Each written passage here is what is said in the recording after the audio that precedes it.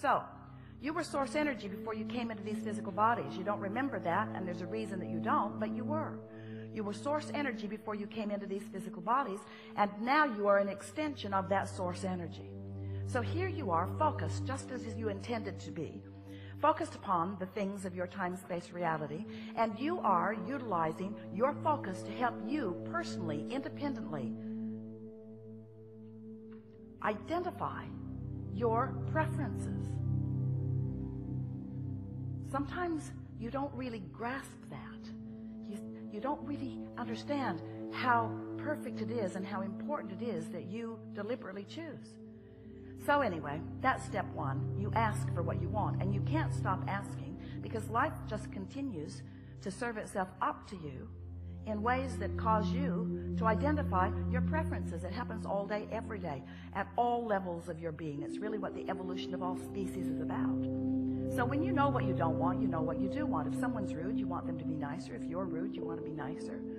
If you're unhappy, you want to be happier. If something's gone wrong, you want it to go right. In other words, if you don't have enough of something you want more of it. It's a very simple equation, not hard for you to figure it out, and you're doing it all day, every day. But what you may not know is that every time, whether you speak it out loud or not, something happens like that, you are launching these vibrational preferences. And the larger part of you is aware of the preference that you have launched and becomes it, because your inner being is unconditional. Your inner being rides the rocket of your desire. When you say, I prefer something, your inner being doesn't say, well, there aren't that many of them going around. Your inner being doesn't say, well, that's risky business and it's unlikely. Your inner being doesn't say, you don't have the education for that or the money for that or the background for that. When you launch a rocket, a request, a preference, a desire, your inner being becomes a vibrational match to it immediately. And because you are an extension of that inner being who has become a match to it, now you hold the potential of splitting your energy if you don't become a match to it too. You see how it works? When you say, I want that, the source within you says, done. We're there. We've got it. We're a vibrational match to it. Because everything that manifests is first a vibrational frequency. And the source within you will give you this, can more easily match your desires because in the energy stream, it is immediate. In your manifestational world, you've got some bugs to work out of your vibrational frequency. Source doesn't have to work those bugs out because Source already believes in you. Source already knows your value. Source already knows your worthiness. Source remembers why you came and who you are.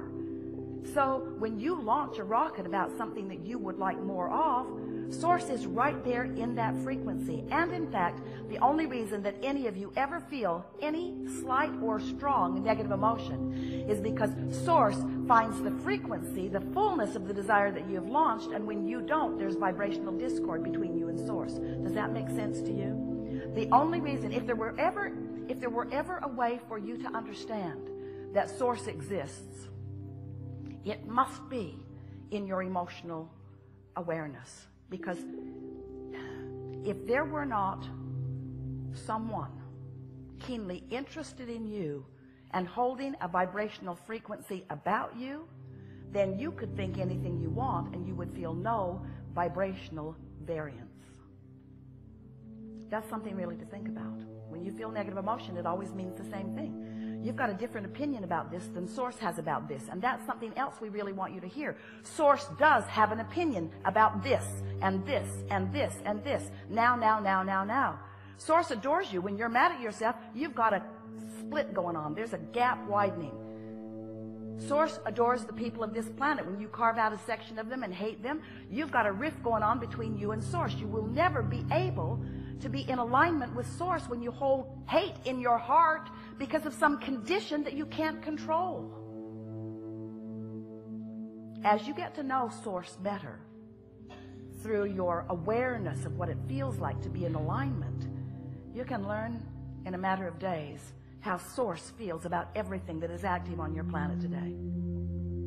You can just give it the emotional test. When you think a thought and you feel love, you can know Source is in agreement with this thought. And when you think a thought and you feel fear, you can know Source is not anything close to an agreement on this thought. So once you get clear about what this emotional guidance system is, then you can get on with what you've come to get on about. Then you can be the deliberate creator. You can be or do or have anything that you choose because you've got this backup. So step one is contrast helps you to define what you want. You do it all day, every day. And step two is source becomes it vibrationally immediately. Wrote a whole book about that called Ask and It Is Given, and that's what it was about. That when you ask, source becomes the vibrational equivalent of it. The energy that creates worlds. Imagine that. The energy that creates worlds. The vibrational equivalent to your desires.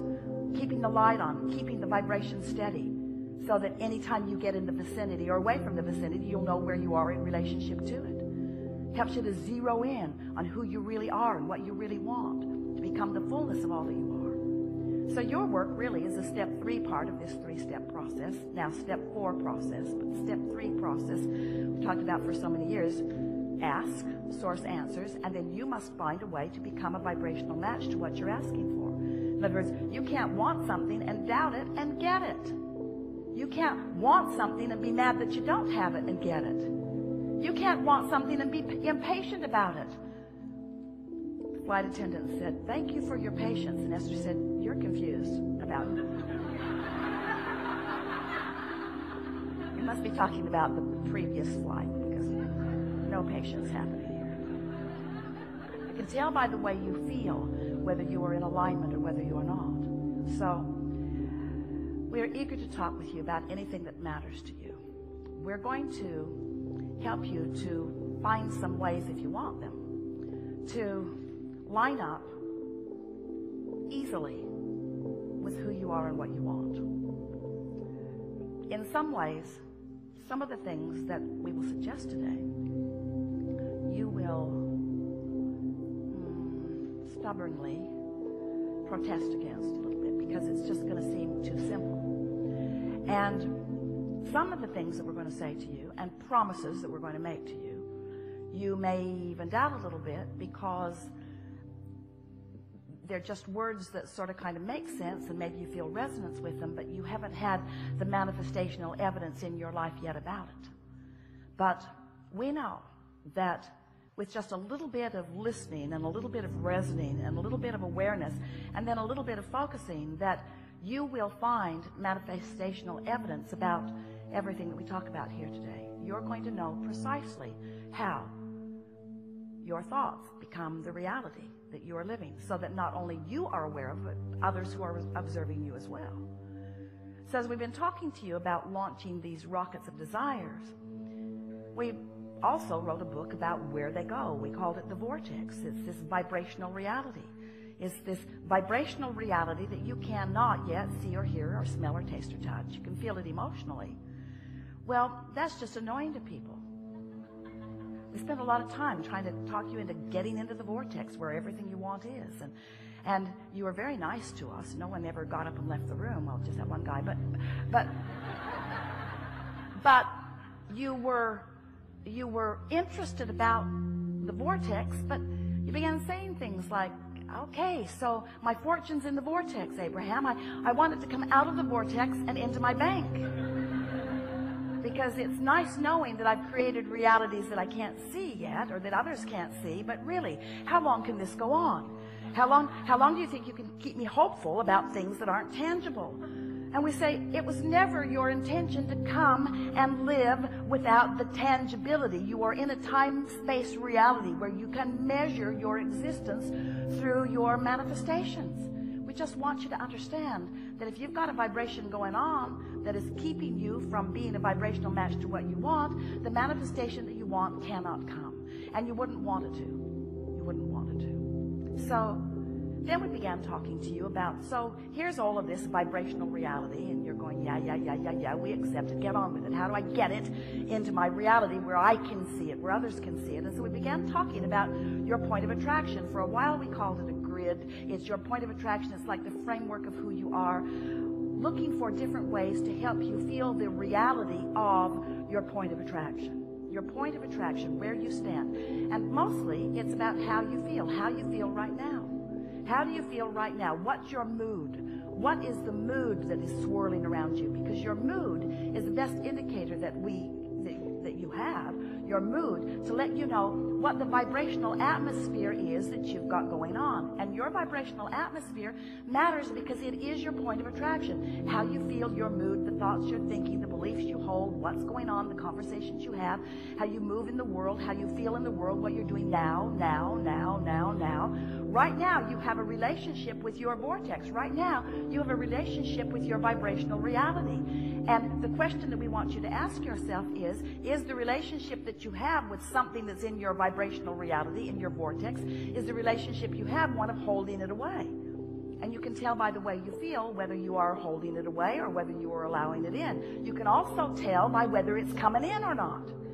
In other words, we're not asking you to just hold yourself in this emotional state of being and just take our word for it. What we're saying to you is take our word for it, hold yourself in the emotional state of being, and watch the evidence move from your vibrational reality into your reality until before long you will have such confidence in your ability to manifest anything that you desire, because you will have discovered what kinds of things you've been doing that have been preventing the things that you want from coming easily. And we can tell you in a very succinct, nutshell kind of a sentence what it mostly is. Your observation of the conditions that exist now are the reason that you keep repeating a pattern that holds away the things you want. It really is that simple. You got to change the way you look at things. You got to reorient yourself. You've got to become more vibrational interfacing. You have to trust the way you feel. You have to accept that you have guidance. You have to accept that your guidance is always leading you toward what you want. And you have to be aware of when you're moving toward what you want and when you're not moving toward what you want. And you have to accept that the emotions that you hold are the indicator of whether you're moving closer or further. You can just tell. You'll get so good at this that you'll be in the middle of a conversation and you'll stop talking right in the middle of it because you'll realize that you're moving away from what you want rather than toward what you want. So often, in your quest to make someone else understand what you mean, who's in a different vibrational frequency and is not hearing what you mean, in your attempt to get them to hear what you mean, you are responding to the condition of them not hearing. So you are basing what you are saying based upon what they are not hearing, and then you join them in their frequency rather than maintaining yours, and then instead of them hearing what you mean, you hear what they mean, and nothing changes. Oh, you got that, didn't you?